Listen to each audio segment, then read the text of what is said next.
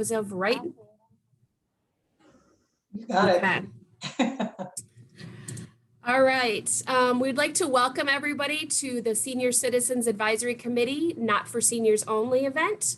My name is Becky Sutphin. I'm the Therapeutic Recreation Supervisor and the liaison to the committee.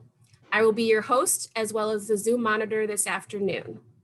Before we begin, a few housekeeping items. We ask that you keep your microphone on mute and your video camera turned off during the presentation so you can focus on our presenter. We will have time at the end of the presentation for question and answer. And during the presentation, the chat feature will be turned off to participants except for me. If you have questions for the presenter or comments, feel free to enter them in the chat and we will discuss them at the end of the presentation. We also will have time, as I mentioned, for you to ask the presenter, Barbara, any questions you may have. At this time, I would like to introduce Betty Timmer. She is our board secretary. Betty? Thank you. As a member of the Senior Citizen Advisory Committee, we sponsored this Declutter the Downsizing presentation. So we thank you very much for attending. I'd like to recognize council members here who are also attending, Silke Pope and Jay Davis. I would also like to introduce to you some of the committee members in attendance. Tammy Adi, April Ashby, Marty Gavin, Elizabeth Kevorkian, and Henry Haslinger. Thank you for coming. This committee's responsibility is to communicate to the public and then to the city council, or the reverse, about issues concerning citizens in Greenbelt. We meet once a month. It's the last Tuesday of the month at 3:30 for about an hour. We have two public events. One is an open forum in September where we elicit from the general public their thoughts and things they like about our city and the challenges that they face in our city. We take that information and compile it and give it to city council, and city council then helps us resolve some of those issues. The second event is what we are sponsoring today, is Not for Seniors Only, which provides topics of interest to the public. Now comes my solicitation. We're in need of new members, and if you think that you might like to join us, it's not a big commitment, but it's an important one. Contact the City of Greenbelt. Now, back to Becky. Thanks, Betty. We would like to welcome Barbara Davis. She is a decluttering and organizing expert who has been helping people figure out what they need and don't need since she was 10 years old. She has helped many people in Greenbelt, the surrounding region, and across the country make space for what is important to them in their homes and offices, in person and via Zoom. Her style is supportive and encouraging, helping reach their goals. When not decluttering, you can find her reading a book or walking around the lake. At this time, I would like to welcome Barbara Davis. Barbara? Thank you, Becky and Betty. Thank you all for being here. And thank you for the advisory committee for inviting me. My name is Barbara Davis, and I am really excited to talk to you all about decluttering today. Please, somebody wave at me if the cicadas outside get too loud, and I'll try to speak up. They're definitely doing their thing. So today, we're going to spend a little less than an hour talking about how to get started with decluttering, how to keep motivated, and how to keep your space clear when you finish with your decluttering projects. It sounds simple, right? And we all know that decluttering our own spaces for most people is extremely challenging. So I think one of the first things might be a little bit surprising, but one of the first and most helpful things that you can do when you're thinking about decluttering your space, whether it's home or office for whatever reason, is actually working through some questions about mindset. The first question is this, and again, it's a question that sounds simple and it doesn't have to be complicated and you don't have to spend a lot of time on it. The question is, why do you want to declutter?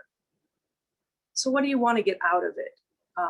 It can be anything from, I want to set up an art studio in my space. I want to have a home office in my house. I want to set up a space where I'm more comfortable sitting and reading.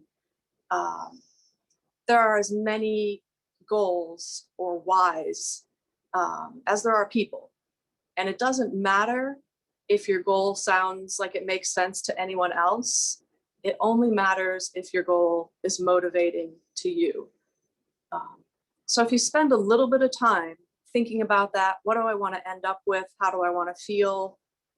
Why am I doing this? What do I want to do? That can serve as a motivator as you're moving through the process and help you keep going as you go back to that, like a touchstone. And the second is an even more powerful set of questions. Again, this is not something that you have to do, but it's something that you may find extremely helpful. And that is, what is my space going to look like and feel like if I work through my process of decluttering? How is that going to feel? How's my space going to look? Is it going to make me feel like, oh, I'm so happy to walk into the house? And the other question that goes with that is the flip side of the coin. How is my space going to feel if I don't work through the decluttering process? Are there areas of your house that just don't make you feel happy? We know from research that's come out in the recent years, that clutter can contribute to depression. It can literally make you feel less happy to be spending your time in a cluttered space. So keeping your motivation up, keeping your eye on why you want to go through the work of doing this can really, really help you keep moving. The third mindset thing is less of a question and more of a thought. And that thought is, give yourself permission to let go of the things that are not working for you, that you're not using, or that simply just don't make you feel good. Now, granted, there are things, of course, like tax records and legal papers that you have to keep that may not make you feel great. But if you have a book or a shirt that has some old memory attached to it, that every time you pick it up, it reminds you of something that doesn't make you feel happy, consider whether or not you might just be ready to let that go and not, move on from the memory and move on from that item that brings up the memory for you. It can be surprising when you start to think about these things, and it can be incredibly freeing to say, oh, this shirt is fine, but I have this memory of whatever the memory is. And every time I wear this shirt, it reminds me of that. And I don't think I need that in my head anymore. I don't think I need that in my life, and let it move on. You are the person who is in charge of deciding what stays in your space.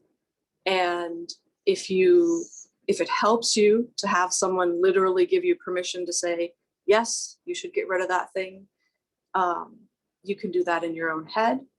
You can have a friend who does that. You can have a person who supports you and says, you can say to them, is it okay to get rid of this thing? I don't really feel good about it. And just have them say, it is absolutely okay. You have my permission. If that's helpful to you, do it. It's only a matter of what works for you and moves you forward and makes you happier in your own space. As you're thinking about getting started, as you're thinking about what space to first work on in your home or office, think about a space that is visible, a space where you spend time, and a space that will give you some satisfaction to have it cleared out.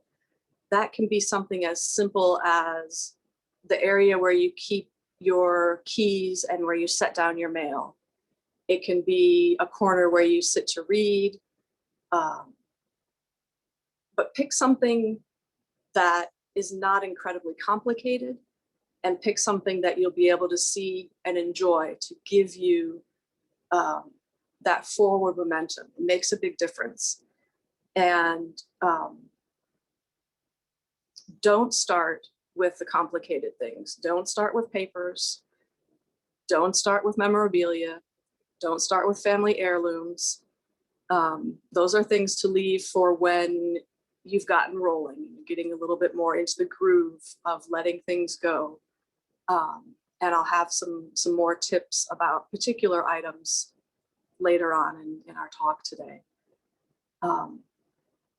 Another thing that you can do to help yourself get started is put some dates on the calendar, almost as if you're making a date for an appointment or a meeting. Make some time, make yourself a priority, and make having your space feel better to you a priority. Pick a time that works for you, pick a day that works for you. I would suggest starting out with 1 to 2 hours. Don't plan on doing it all day. As you go along, you can get a feeling for if you're a person who likes to do a little bit each day, or if you're a person who's like, I want to take this week or weekend and just go at it for hours. Give yourself space to figure out what works best for you. Everybody's different, and there's no right or wrong in how you schedule it. You want to make sure that you have the 2 key essential items on hand and near on that day then when you get started. And those are simply have a container, probably a bag, for trash, and have a container for donations. And don't just have them in the house, but bring them with you to wherever you start working. So wherever you start working, literally have them within hand's reach so that you're not having to, go in the other room to make a pile or do that. It seems like a simple thing. It is a simple thing, but it makes a huge difference to just have those things right with you. And if you're doing it over time, then you can even, leave those bags in a certain space. I like to use a plastic bag for trash and paper bags for donating, just because that gives me a visual of what's going where. And if I don't have enough paper bags for donating, I'll usually use clear bags, because again, then I know what the difference is, and it just helps me keep track of what's what. When you get started and when you start to fill up those bags, take them out as soon as you can. You can take them out and put them in the trunk of your car to take to the donation spot. If it's trash, take it out or put it in your trash closet, wherever you keep your trash. Don't leave it in the house. Don't give yourself the stress of like, oh, I should go through that bag again. You've gone through it, you're letting it go. You've got other things to sort through, and you've got other, priorities in your life. You have things that you enjoy doing that you're going to free up more time and space to do by going through this decluttering process. You'll have things that you no longer have to keep track of or wash or move from place to place. And that frees up time and mental and physical energy. So the next step is you've gotten started. You've picked your easy spot. You've spent an hour or two getting started. You're starting to get a feel for how you want to work, whether you want to do a bunch of hours all at once or sometime every day. Then comes the big question.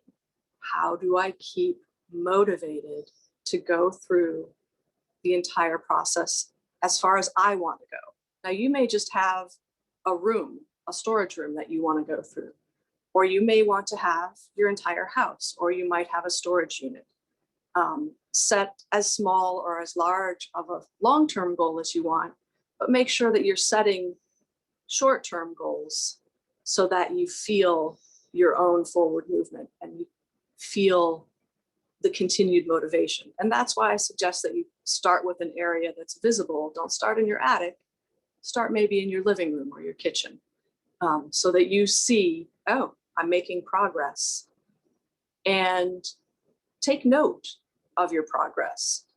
Many of us have a hard time noticing and appreciating the work that we ourselves do. And I would offer that you consider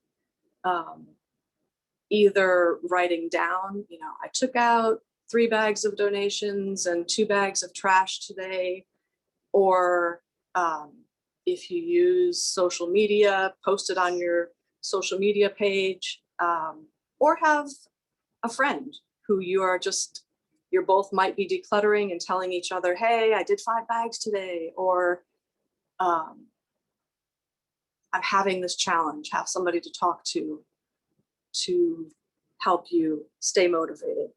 An accountability buddy can really go a long way. And you probably want to find someone who's not super close to you. You might not want to have it be someone that you live with. You might not want to have it be family, or your best friend. Maybe someone who's a little bit like someone who you work with, maybe someone who you're on a committee with.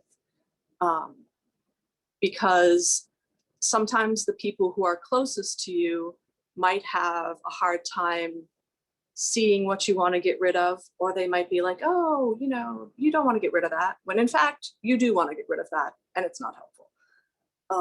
And it's not, you might have people close to you that want to help.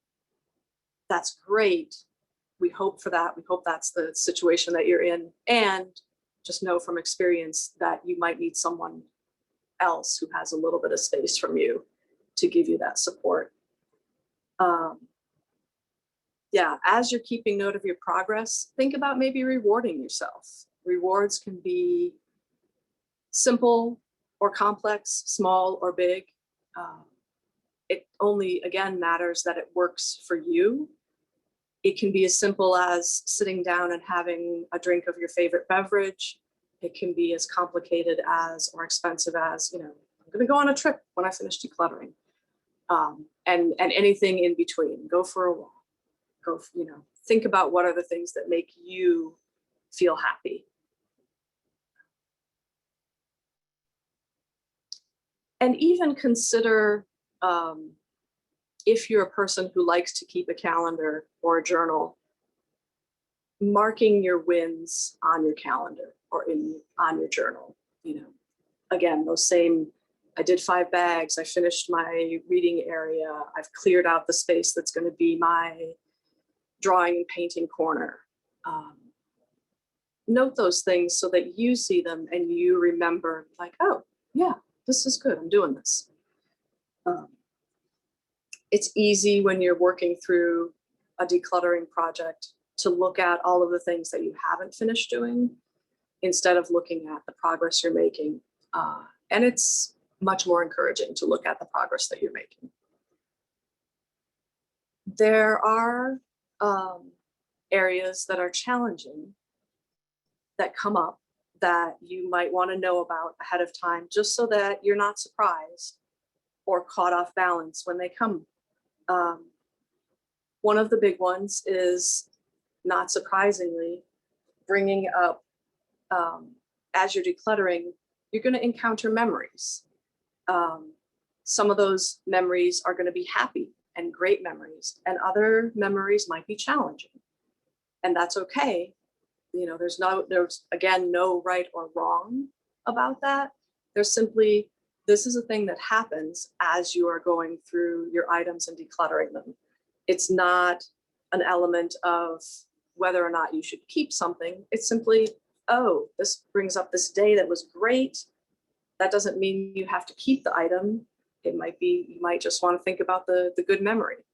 Or if it brings up something that's challenging, just know that you might need a little extra rest or water or a nourishing or comfort meal. It's not uncommon to get emotionally tired when you're doing decluttering, depending on what you're working on that particular day. Another related area is it can remind you of things that you thought you wanted to do. Some people still have, books from school, and they're like, oh, I thought I wanted to do that. And that's something to give yourself space about.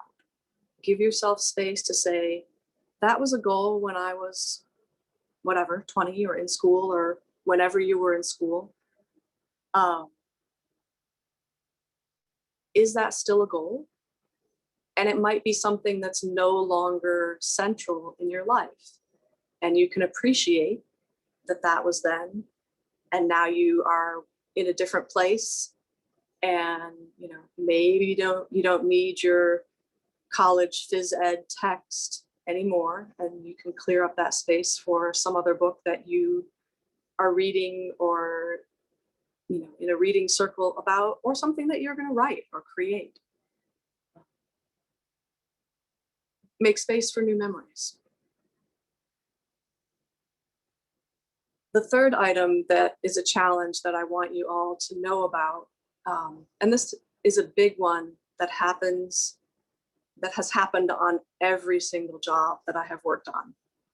And that is, you will get to a point where you have made such a big mess by taking things out of cupboards and out of closets and out of drawers. And you will be like, oh my God, this is terrible. I don't know. It feels like I'm never going to get through this. It feels like I'm not making progress. Please know, and please note, this is absolutely normal. This is completely normal. In fact, if you can remember, you can go, oh, Barbara said, this is a sign that I'm actually getting something done. It comes up every time, and it still catches me off guard. I'll be like, oh, this is a lot. And then I'll be like, no, this happens every time. I might need to take a break. You might need to take a break, step away, walk around the block, have a drink, whatever works for you.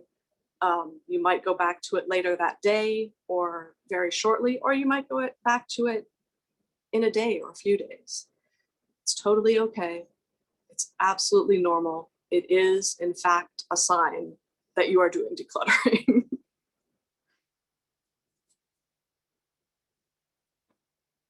Number 4, the fourth challenge that many of us can run into is family heirlooms. If you are a person who has carefully saved items for the next generation, and you've thought about it and you've been saving them, this can be an area of cross-generational misunderstanding. Many of us may have seen in the past 3 or 4 years articles that have come out that have said the younger generations are just simply not preferring to have the heirloom furniture or the dishes or the silver. And this can be a big area of just emotional and mental disconnect.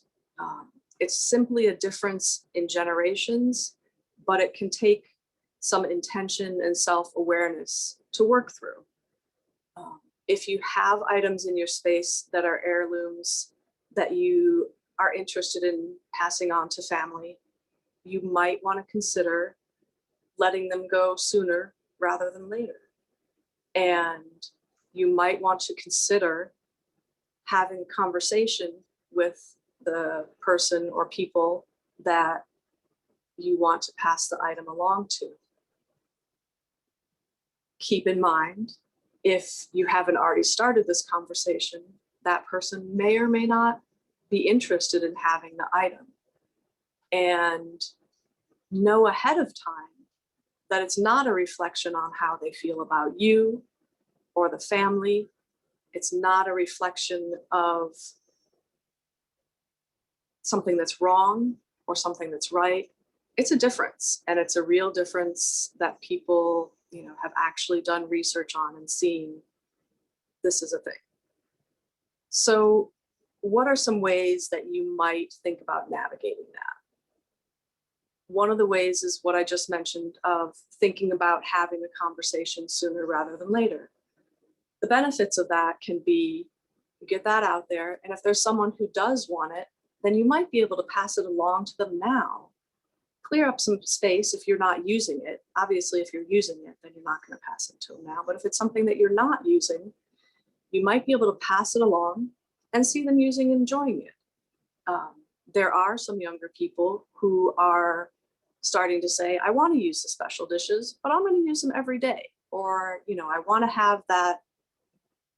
I don't know, dishes is a good example because that's something that you could easily use every day, but it could be furniture or photos or other things. You can get then the satisfaction of probably seeing them using it and knowing that they're enjoying it. And again, you might have to work through, oh, that was something that I thought was only to be used for special occasions, and they may want to use it every day. And try to just step back and say, okay, it's getting used. They're using it and enjoying it. That's great. It can be hard to untangle ourselves from our expectations, especially if there's something that have been held for a long time or passed on from our own families. But just, remember that we're here for each other and we're here to support each other, and ideally to support each other's dreams and hopes and visions for life. And those are all different. If you have family or friends who you're passing something along to, and you do want it to go out in the near future, one thing that I suggest is setting a date. Say, okay, I'm really excited that you want the table. I'm working through this process of decluttering, and could you please come and pick it up by the end of June? And if you don't come and pick it up by the end of June, then I'm going to assume that you don't want it and I will donate it. This comes up a lot when family members have said to you, oh, I want the set of Little House on the Prairie books, or, oh, I want this item or that item. It can happen when it comes down to the actually having them. It might just be that they had good memories of that item and they don't actually want to have it in their home and in their space. Again, an area to be self-aware and take care of yourself in terms of expectations, but also an area to say, hey, I'm done having this. I'm not using it. I don't need it in my space. So it's either going to go to Junior or my friend Patty, or I'm going to let it go. And that's perfectly legitimate. And it's just something to know as you're moving through the process. It lets you not get blindsided by things that hopes that you had, or thoughts that you had that didn't align with the other person. And it's also really helpful to know what your backup plan is. If Jonas doesn't come and pick up the table by the end of June, then it's going to go to whoever's accepting furniture right now, Value Village or the Veterans Pickup, or another place. And one of the things to think about as you're letting these things sort of marinate in your mind is trying to step back from our expectations of, I want this to go somewhere specific. You might have an item that you really liked or that you had high hopes for, and you want to pass it along to someone who will love it and enjoy it. The thought that I try to take on that is, if I know somebody who I think will want it, I will ask them. If they want it, that's great. If they don't want it, that's okay. And over the past years, I've cultivated an outlook that if I donate this to Value Village or the charity of my choice, I'm just going to trust that it's going to end up in the hands of someone who can use it and enjoy it and free up that space. It can be challenging, and the question of heirlooms and passing them on to someone else is an area where it's totally okay to not be ready to have the conversation. And it's not something that you have to pressure yourself to do. Like, oh, I have my great grandmother's silver and I want to pass it on, but I'm not sure if they want it. And I just don't feel up to having that conversation right now or this month or this year. It's fine. You don't have to pressure yourself as long as it's not getting in your way, let it be in the cupboard until you're ready. And my experience has been that for most of us, just having thought about it and giving yourself some space will let it kind of open up over time and let your mindset be like, it's been 30 years, or I've never used them, or I want to use them, but when was the last time? No, yeah. So it just sort of aerates that stuff, sort of like aerating your lawn. It gives space for it to develop. So those are some of the thoughts that are helpful to know as you're going through the process, as you're working on keeping yourself motivated, and things that you can now be aware of and not get blindsided by. It's helpful. It's helpful to know what's coming up. So the next thing that we're going to talk about is, how do you keep the space clear? And that can be, the space of mail and keys. It can be the room. It can be the table. It can be your whole house. How do I keep it clear? And this is an area where many people, you can end up simply filling your stuff back in. And since you've started the path of decluttering, it's probably not your goal to fill everything back in, but you have those habits that created that in the first place. So the answer is, you need to create some new habits. Again, sounds simple. Take some practice. Take some letting yourself be kind to yourself as you create new habits.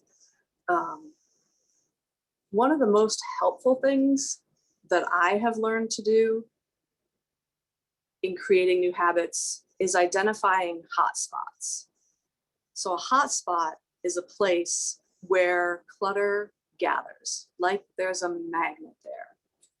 For me, my hotspots are the table that I have inside the door where I put my keys and my mail and my receipts and the book that I brought in the house, and then it piles up. My second declutter area or clutter magnet space is my kitchen counters. And my third is my desk, where I'm either working on a project or working on something for a client or working on an art project, and it gets all mixed up. What you might want to consider doing is giving yourself a week to pay attention to where clutter gathers for you. It might be your bathroom vanity. It might be the table next to your bed. Those are some common ones, and you might have some that are specific to you. It just matters, again, what about you? So once you've taken some time to notice what those spots are, what I like to do, what I recommend, and it's helpful for many of us, is a 5-minute or a set of 5s. So I have a list that I either write on my calendar or my to-do list of 5s that I'm going to do a couple times a week usually. And for me, the top 5s are those areas: the spot next to the door, the kitchen counter, my desk. And I will literally set a timer for 5 minutes and work on that spot for 5 minutes. And some of them will get done in 5 minutes and some of them will not. But the timer gives you that freedom to say, I want to just be done in 5 minutes, and whatever gets done, gets done. Or you can set another 5 minutes if you're kind of in the groove and you want to keep going. It's a tool that helps you get started and then decide how far you want to take it. And it gives you flexibility.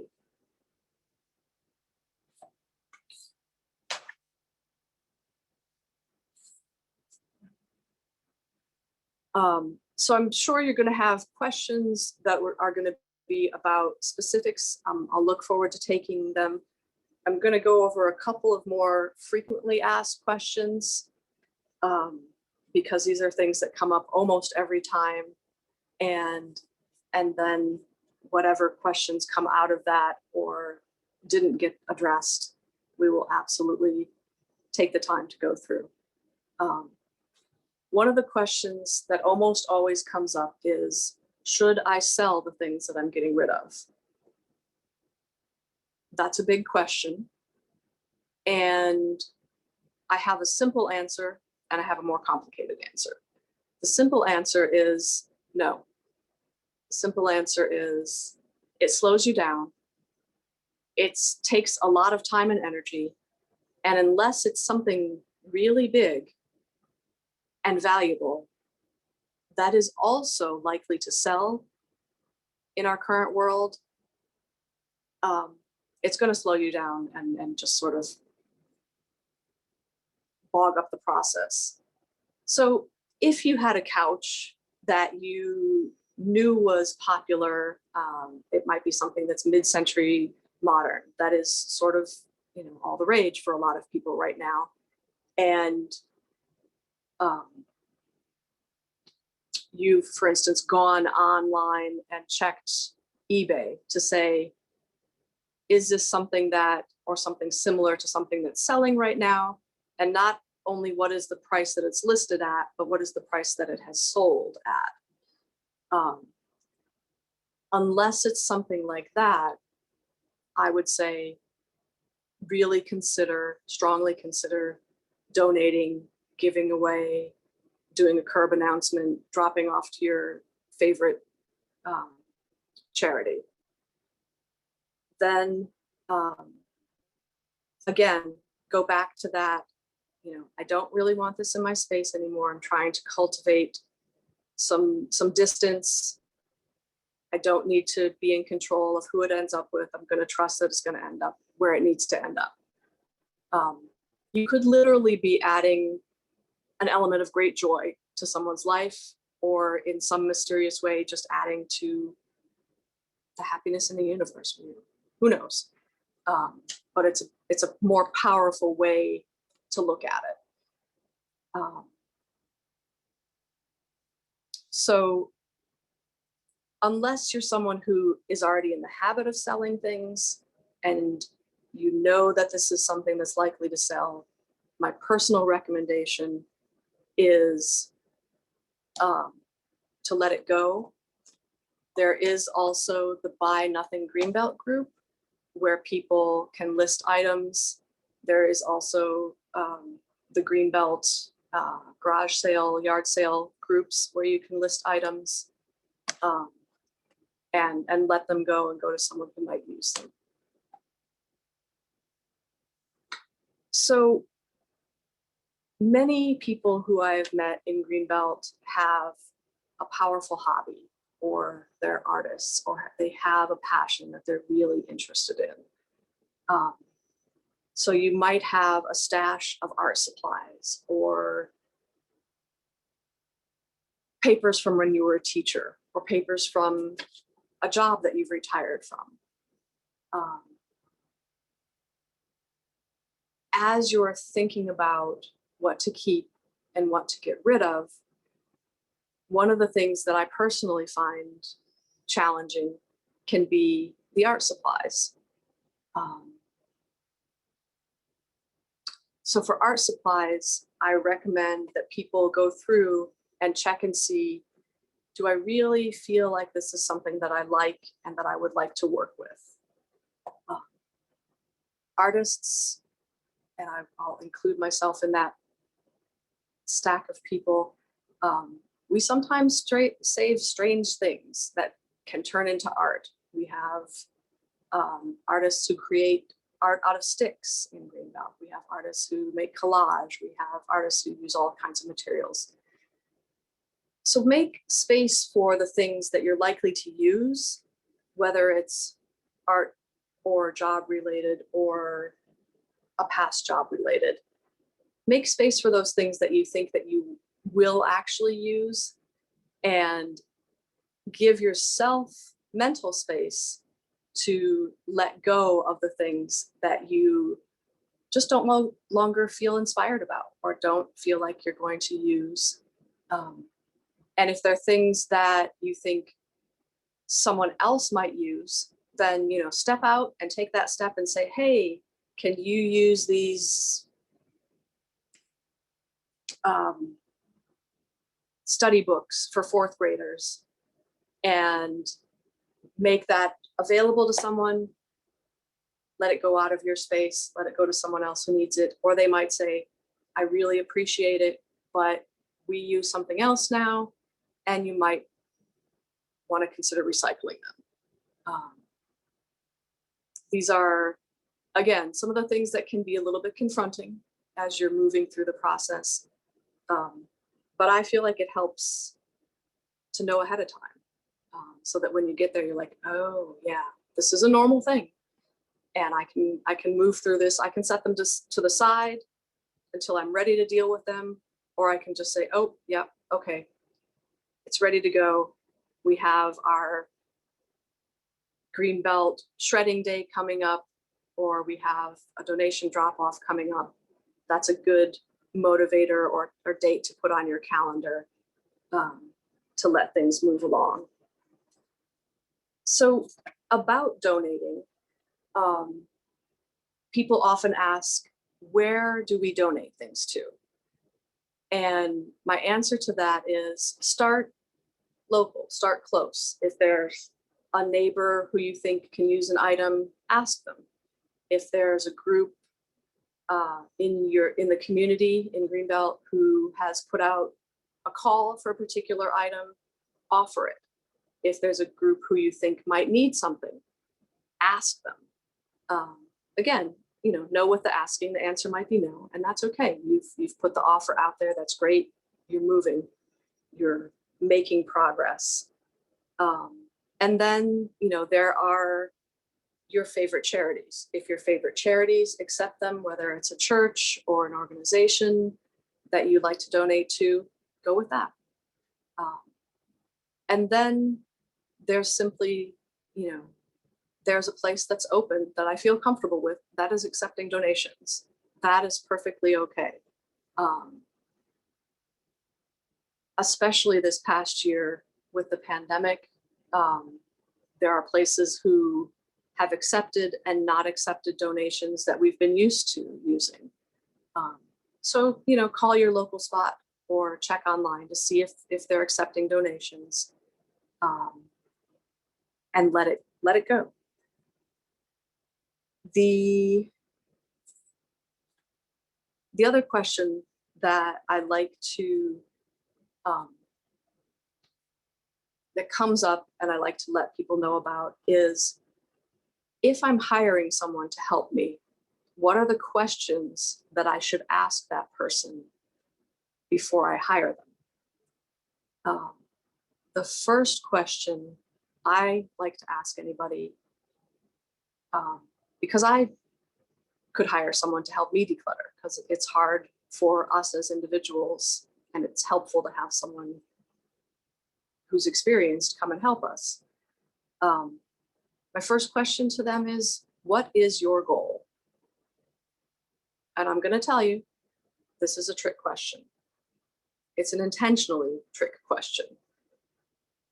When I ask someone that, I want to hear and feel at least some strong element, whether it's the exact words or not, of my goal is your goal. What's your goal? And a declutterer can give you perspective on time and movement and actions and things that you'll need. But I have heard stories where people have said, oh, I had someone in before and they were like, oh, you have to get rid of this thing, or you shouldn't get rid of that thing. And I'm horrified because as a service person, I see the goal as that person being there to serve you. Beginning and end of story. They're there to use their skills to help you reach your goals, but they're never there to tell you, oh, you have to get rid of that, or you shouldn't get rid of that. That's your choice, and that's what a decluttering professional should be supporting you in doing. And if you get the feeling like they have some other motivation, or they're giving your antiques a little bit too much of the eyeball, be willing to pass and move on to the next one. There are lists of declutterers. You're never in a situation where there's not someone else that you can go to. The second question is, what services do you provide? And what services do you not provide?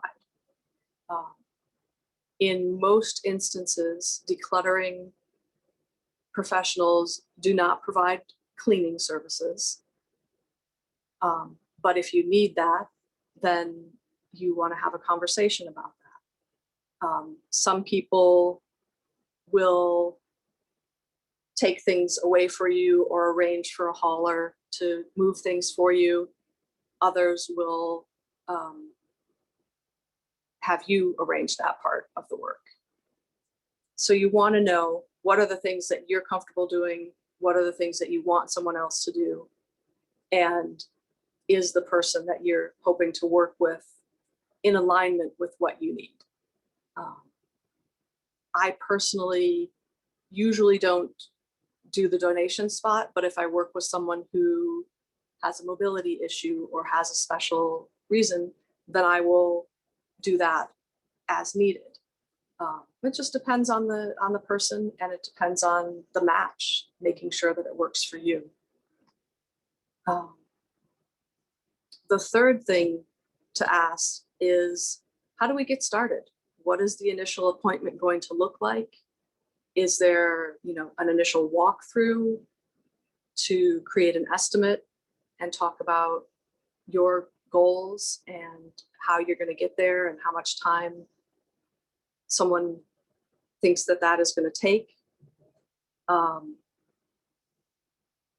Is there a charge for the initial appointment? Is that a free thing? It varies from person to person. Decluttering as a profession it's a combination. It's coaching, it's having a sense of how things can organize and fit together, and it's in large part listening to the goals of each individual and looking for the best tools for each person to use. There are lots of tools. You've seen the shows come on, the Marie Kondo and the Porters and things like that.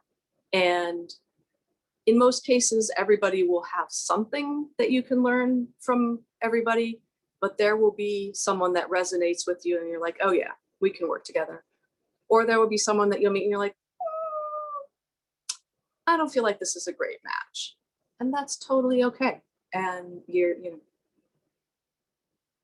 get to choose, you get to set the goals, you get to decide who you want to work with or not. There are some people, I've met about 4 or 5 people who are totally okay, totally going it alone. They're getting rid of stuff all the time. I have an aunt who does that. And that's great. And if you are that person, take these tips, do what you need to do. And if you are like myself and many of us, and you feel like you want more support than that, then figure out who that is. It might be a friend. It might be from someone from your advisory group. And a professional is someone who you can always consider. And you can work out what parts you want to do and what parts you would like them to do. In many cases, on many jobs that I've worked on, I've offered people the option of having homework. And here's something that seems reasonable that you want to do, but on your own over the next week. And I've had clients who have said, great, and they do it and they're happy and they're ready to move to the next thing. Or they want to do a bunch of things and they want help with things that they find challenging. And I've had other clients who we've agreed on, this is something that you want to do in the next week. And we meet again and they're like, I didn't do it and I don't feel like doing it. And then we do it together. There are options, there are always options. It's always what works best for you.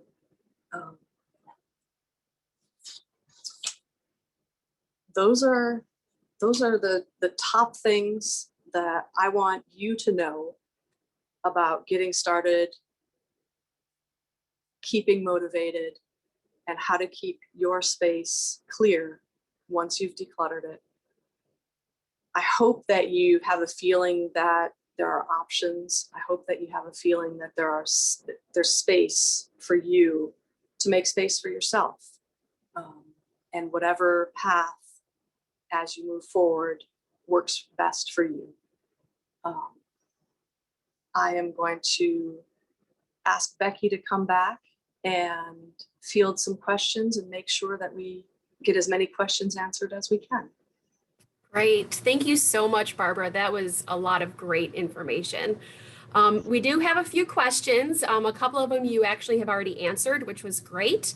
But one of them comes from one of the guests that says, how do you know when it's best to hire a specialist or an advisor to help you, an older person, a relative, declutter and downsize? Absolutely. That is a very good question. And I'm glad somebody asked that. My recommendation on how do you know for yourself when you need help to declutter your own space is when you're not moving it forward. It's really simple, and it's a matter of you have in mind, I want to declutter my living room, I want to declutter my storage room, I want to get rid of the storage space that I'm paying for, and you know that, and you've thought about it, but you just keep not doing it. That is really the best time to decide for yourself when to consider getting help. When you're talking about decluttering for someone else, there are another set of questions to ask yourself. When you're decluttering for someone, or you're thinking about decluttering for someone that is a partner or someone who you live with, my answer to that is simple, and I'll talk a little bit more about it. Don't. The answer is don't declutter someone else's stuff unless there's actually literally, a medical or physical reason why you have to do that. When you are getting inspired to declutter, your partner or friend or housemates or family may or may not be interested. My experience has been you are not going to change their mind if they're not interested. What might change their mind is seeing you going through and decluttering your own things and making more space for yourself and having more time for yourself and having more calm for yourself because you have less clutter to take care of. You're getting rid of the clutter and ideally ending up with just the things that you use and that you love and make you feel good. So when do you decide to step in and declutter for someone else? Usually not, is my answer on that. If you know someone who wants help with decluttering, and they've expressed that they want help with decluttering, that's different. You can help them yourself. You can help them find a professional who's matched well with them. If they want help, by all means, help them and help them get help. And my recommendation in terms of when to take action is the same for yourself. If they want to do it and they're not doing it, or they're having trouble doing it, then that's the time to look around and find some help. All right, thank you. Another question comes, does decluttering include organizing things rather than letting go of things, or are those separate steps? Right. Great question. In most cases, those are steps that go together. In most cases, people want to both declutter and organize. And the way that generally works best is to declutter first, because then you know what you have left to organize, and you're not organizing things that you're going to get rid of. And it depends on the needs of each particular situation. Sometimes it's helpful to do some organizing just to see what you have. You might have clothes in 4 different closets, and in that case, it can be helpful to decide and work on, if you have 600 t-shirts, gather up all the t-shirts and put them in one place and say, okay, I really only need whatever, 10 t-shirts, 50 t-shirts, whatever works for you. But so you see, oh, I actually have 77 red t-shirts. I'm really only wearing 3 on a regular basis. Somewhere in between there is a number that I actually want. You clear out the ones that you're ready to let go to someone else, and then move on from there. So it depends, but usually declutter first and then organize. Okay. John Lippert has a question. Yeah, thanks, John. Jane and I are just beginning to declutter our single family home on Lakeside Drive, where we've lived for just shy of 30 years. Yep. With the intention of downsizing and moving to a GHI. Mm-hmm. Our problem is we're environmentalists. So when you said you get a bag for trash and a bag for giveaway, we also need a bag for recycling. Absolutely. And then, that's the one I forgot to mention. So you're absolutely right. Yep, well, that gets a lot third. more complicated for us. Sure. I've got compact fluorescents that have burned out that, of course, I'm not going to throw in the garbage because I want them to be disposed of properly. We've got plastic bags. They're no longer taking them at the co-op, and we've been trying to, do things through Mercado at the co-op during the pandemic. So we haven't gone to any place where they take plastic bags. So that goes into another area. Yep. And we could go on and on and on, where I've got things that need to go, to the dump because it's got a TV that's so old that they don't take it at electronics recycling. Yep. And we are thinking, since Jane's on the planning group of the Time Bank and I'm a member, ask people in the Greenbelt Time Bank, okay, if you're going to IKEA, could you take the burnt out compact fluorescents? Yeah. If you're going to the Giant, could you take our plastic bags? Absolutely. So that's been one major problem with us. I want to make one thing clear, though. Our being environmentalists isn't the only reason that we clutter. There are many other reasons too. Sure. Living in one place. Yeah. And I was going to mention one other thing, and it's related to being an environmentalist.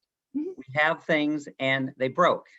Right. We like them very much, and we keep thinking, if I could just get it fixed. Yep.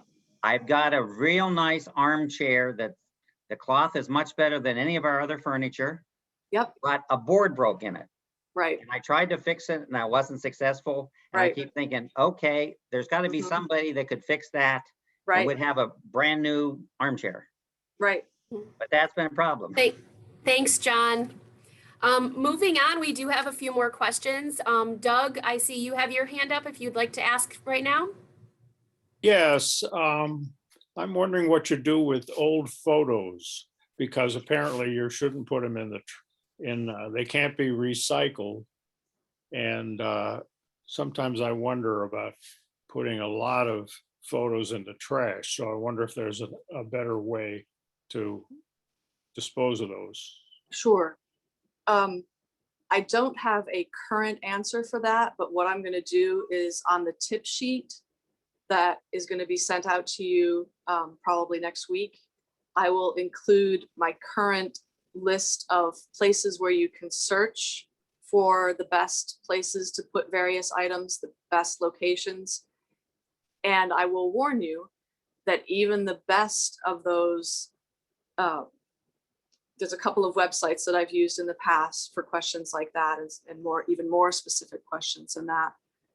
And because of everything that's happened in the last year, when you find a resource, you know, printed or on a website, you want to call them and make sure that they're still accepting it.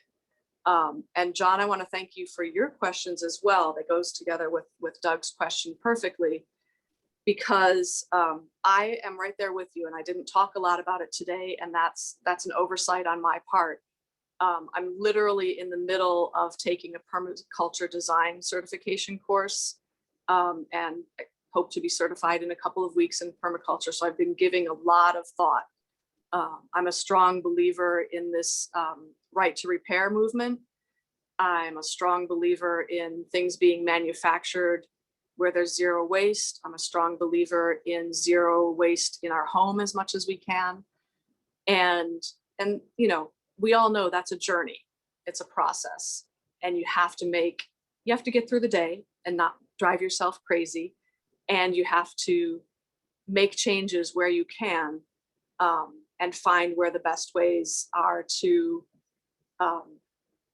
recapture materials that can be reused and are ending up in our dumps, and to repair things that have a simple repair, but they've probably not been built in the past 40 plus years to be repaired. One of the things that I've seen that might connect nicely with the time bank in Greenbelt, and may have existed at some point, is a repair cafe. I've been to numerous repair cafes, and you know, people who have expertise can come together with people who have needs to repair furniture, or, you know, and there's some things that you can do in an afternoon. There's other things where you might pair people up in more of a time bank type of trade. And I would love to see and be a part of more of that happening. So thank you very much for bringing that up. I had one other question, which is, Yeah. there's a fair amount of memorabilia associated with my parents, Mm-hmm. my mother especially, Mm-hmm. and I don't think my kids would really, you know, they've got tons of stuff already, and Mhm. does somebody really want my mother's 1928 high school yearbook, you know, and Right. there are things like that where it's hard to decide what to do with that. Sure. And those memorabilia is always a big challenge for all of us. And especially if you've been the one in the family to receive things from your parents or other ancestors, which happens a lot. And there's a couple of things to look at, which is, if there are things that feel rare or unusual, if you have a 1929 yearbook from a school, maybe just give the school a call and say, hey, I have this yearbook. Do you have a need for it, or know anybody who does? Okay. And that will give you a step. You know, if you have something that's a particular era or a particular special interest group, some of the resources that I've seen that I'll pass along to you on the tip sheet might have some leads for that. And then you can also just think about, is it something that is Greenbelt specific? How unusual is it? Is this something that might be rare? So call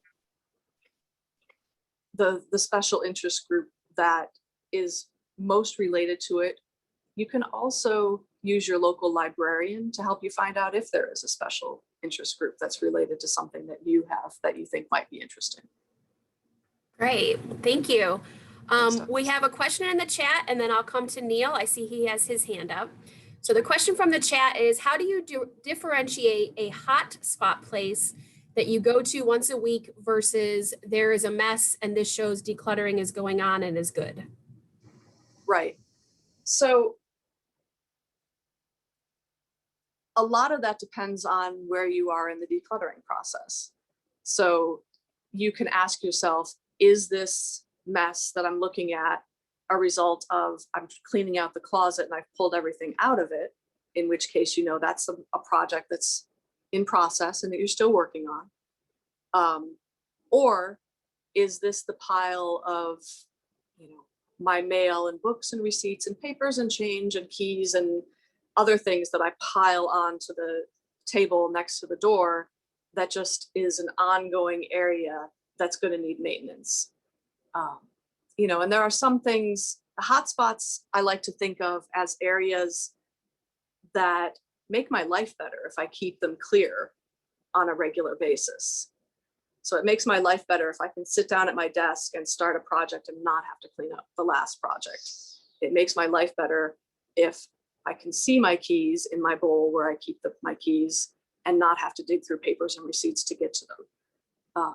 So it's more a matter of maintenance versus something that's a long-term or a specific time-bounded project.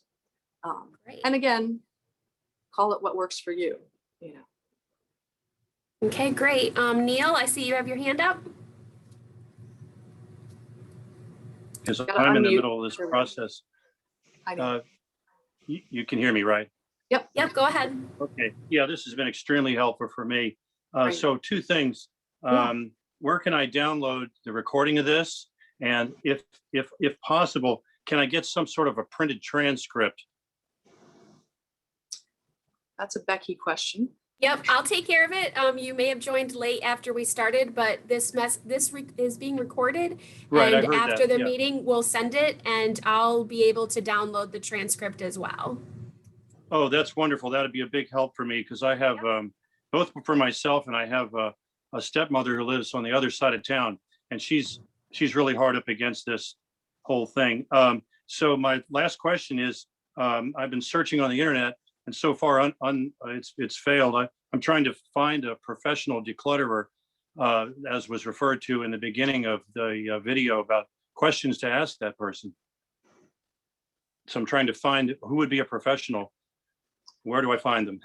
Sure. I mean, so you're talking to one now. I am a professional declutterer. I've done a lot of work in Greenbelt. I'm currently have a client that I work with in Greenbelt.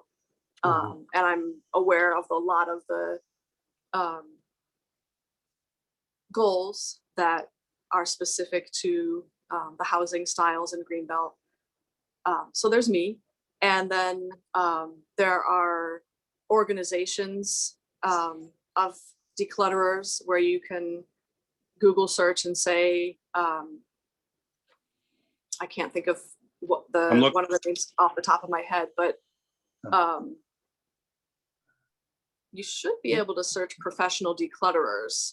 I just did that, and I just did that. I'm sorry, but it came up with nothing. So I'm looking for search terms. I know that's what you do. Sure. You look for search terms. So add professional declutterer organization to the search term and Okay. see if that does anything for you.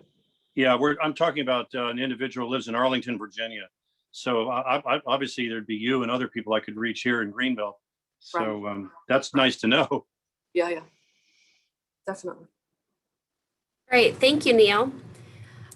We do have a couple more questions in the chat box. One of them is, what do you do about photos and record albums in particular? Sure. So let's expand the question to media. What do you do about photos, record albums, CDs, however you have? I'll even include books in that. So one of the things that I haven't mentioned yet today is I have a degree in library science, among other things. And one of the things that I learned is that there was a big push at one time, and still a lot of people will talk about it, to digitize all of your materials. And many of us, for instance, shifted music to iTunes and Apple and particular companies like that. Here's the perspective that I hold on that.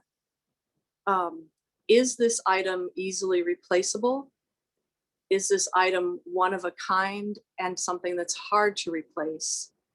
Is this my absolute favorite thing that means a lot to me? Or is this just, it was a nice day. I looked at it. It was a nice memory. I might not need to keep this item anymore. For my personal view, and based on what I know about the Library of Congress and the National Archives, is if it's something that's super important to you, I keep the original. And I try not to make that huge. For instance, I have a friend who is a collector of LPs, and she has a wall full of them. And I would never tell her to get rid of her LPs. They are important to her. She uses them. She loves them. I could go on about that. I have books that are out of print that are important to me, that I use, or that I think I'm going to use very strongly. I will keep those books. If it's Harry Potter or something really popular, I'm not going to hold on to that. I don't need to have that unless, I need to read Harry Potter every year. So we're sort of in an in-between space where we went through this whole realm where they're like, digitize all your pictures, save space. Cool. If digitizing your photos and looking at them on your computer or on your digital device is something that you enjoy, by all means do that. But technology changes regularly. And depending on a for-profit organization to keep things, for instance, Google Books. Google was it Google or Amazon? I forget. One of them was going to digitize all the books in the world. And they started it, and it was great, and you could find all kinds of stuff. They're a for-profit organization. They were like, oh, this is not generating enough money. We're letting it go. And so all these people who got rid of their favorite book and were expecting to be able to go online, put their power into someone else's hands. And that person was making a decision based on large numbers. If you love reading books, on a device, and you love the options of changing print size, these are great things. But if you have something that's out of print, whether it's a record album or a photo, or it's something that's irreplaceable, you might want to consider, how much space you're comfortable with giving to saving those items. Great. Another question that we have is earlier when you were mentioning about the bags or whatnot to donate or to throw to trash or to recycling. The question is, do you recommend having a maybe box for items that you're not sure of keeping or not? Do you wait some time or see if you still want to use it, or is that just quicksand? Sure. So personally, I use a maybe box, and there are some caveats to that. If you use a maybe box that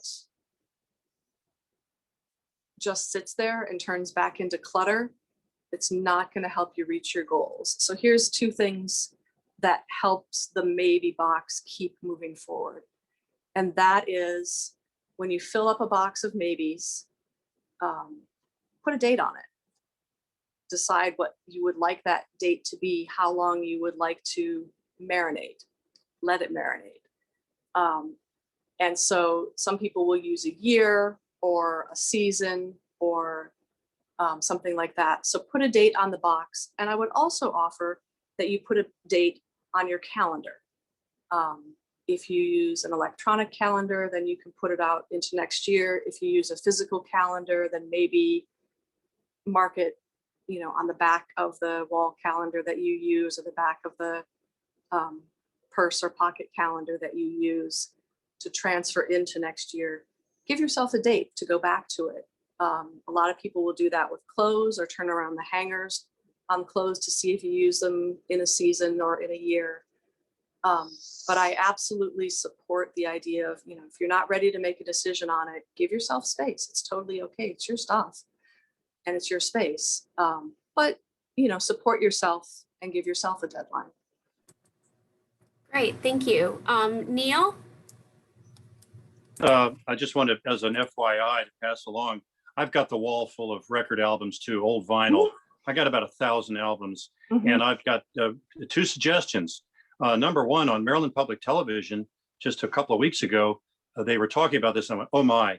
So the University of Maryland, they have an enormous, apparently they've got the room for this.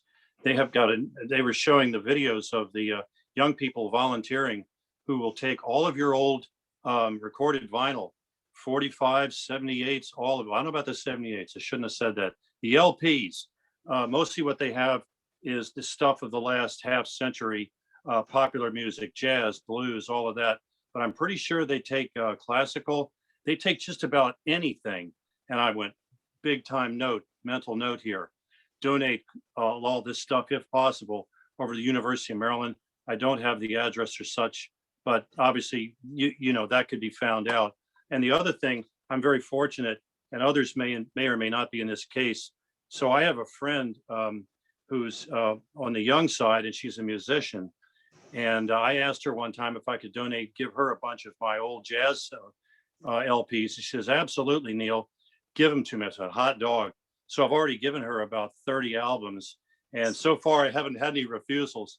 But the point is that she's got a whole network of other musicians like her in basically around Baltimore, which is unimportant. But the point is, she can pass these along to other people I want them to be used and people to enjoy them. And that was my key, that they're not going to just sit on a shelf. So she gets first choice, and then the University of Maryland is number 2. Great. I love that. Great, thank you, Neil. Sure. We do have a couple sites that were listed in the chat box, Barbara, that I will share when we send out the email. Great. Obviously, does anyone else have any questions before we head out? We did have somebody say, thank you, obviously, Barbara, we appreciate you being here. Your thoughts are quite practical and encouraging. And, we certainly will take these tips. And as I mentioned in the beginning, this is being recorded, and I will be able to provide all of the information that was given today, as well as the tip sheet that Barbara mentioned. It was very informative, lots of great information. Do we have anybody else that has any questions? Donating to Mexico, Haiti, overseas, we're supposed to do it close by, but. Okay, thank you. Yep, I saw Yeah. that. Sorry, I just saw that, Carol. The question was, where can you include resources of where to donate things if you have to go overseas, send to overseas like Haiti, Mexico, etc.? Are you able to provide a list of that, or do you know of anything? Are we talking about you're leaving to go overseas, or you want to donate? Since I usually start with donating closer to home, that's not my main area of expertise, but I can see if I have anything about that. Very often people will donate through their favorite charity who is involved in other countries. But I'll check and see if I have any other resources and if anybody else has anything that they want to share. Becky? Yes. Becky? Yes, Susie. I don't know if you got my chat message. I tried. It was my first try, so maybe you didn't get it. Okay. Well, I was saying to Barbara, I have a lot of my mother's Ethan Allen furniture, which is kind of expensive, but the dining room furniture, I'm having such a hard time deciding what to do. I tried to donate it about, I guess, a year and a half ago, and I didn't have any bites, on that. Yeah. And it's a really hard thing for me to do. So I needed a quicker answer or some answer so I could follow through. And the other thing I wanted to say is that the radio and TV museum in Bowie does accept some old TVs, old radios, sometimes speakers, because they use, for the old TVs, they use the TV bulbs or whatever you call them, tubes and stuff. And they have an actual repair shop separate from the museum, and they use that stuff. And I've taken stuff and I took my kids over because they had a lot of their father-in-law's stuff, and they took it and they give you a receipt for tax purposes. So anyway, about the furniture. Sure.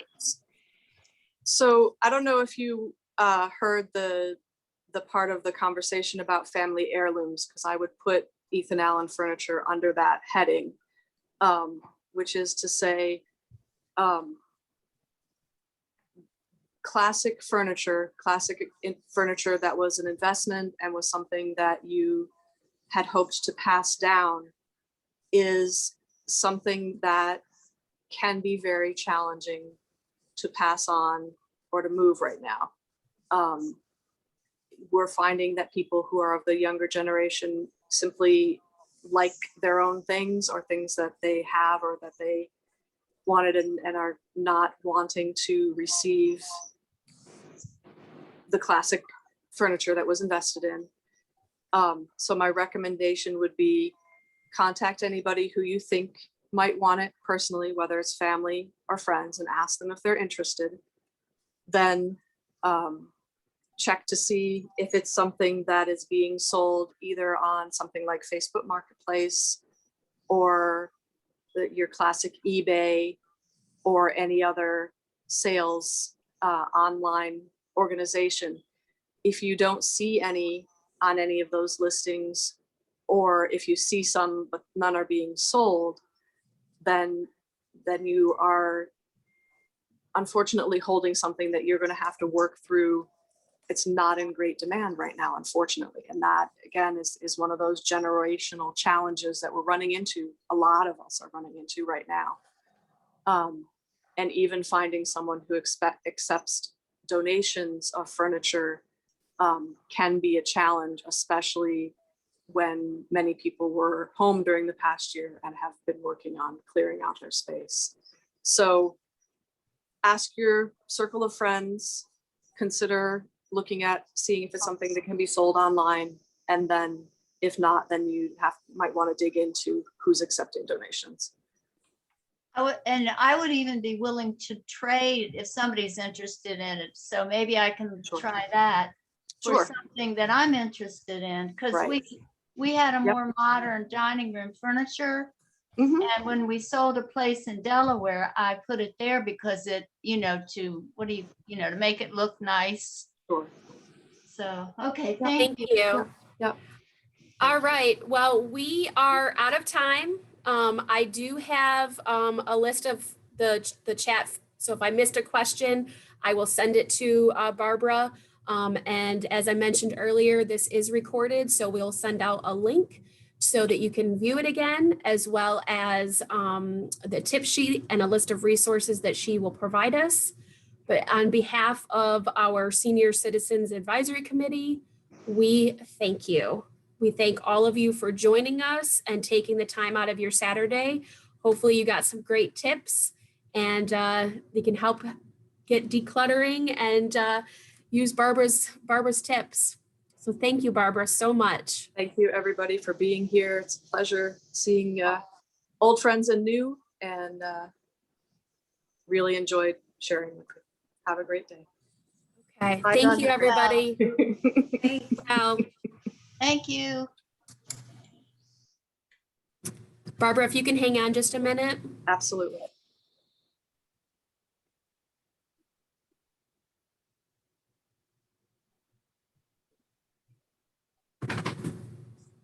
We've got some people saying great program. I'll be able to save the chat so it'll come up to Yeah. to Seeing some, but not all. yeah, I knew some of it comes through, but I was like, I don't know how some of this works. Yeah. All right, we got to get some of them, the rest of them to go. Lots of good input today. To learn how to There's John Henry. He was Bob, having you trouble getting in. Glad to see you made it on, John Henry. You gotta teach me how to. I got you, John Henry. He called right in the middle as I was talking, so I couldn't even talk to him. I was like, I can't answer my phone right now. All right, so everybody else just gotta let them head out first. Everything's good. Welcome. I'm trying to remove all of them that haven't done it yet. It's funny when you go to remove somebody, it asks you if you want to send it to bye Neil. Thanks, Neil. It asks me if I want to report them. John Henry, did you want to ask a question before I take you out? Take me out, I'm okay. All right, I'll call you later. Good to see you. Talk to Bye. you soon. Oh, he's great. It was so funny. I was like, oh my gosh, I can't call him because I sent it to him. I was like, please get on. All right, Do you want to stop your recording? Yep, stop recording.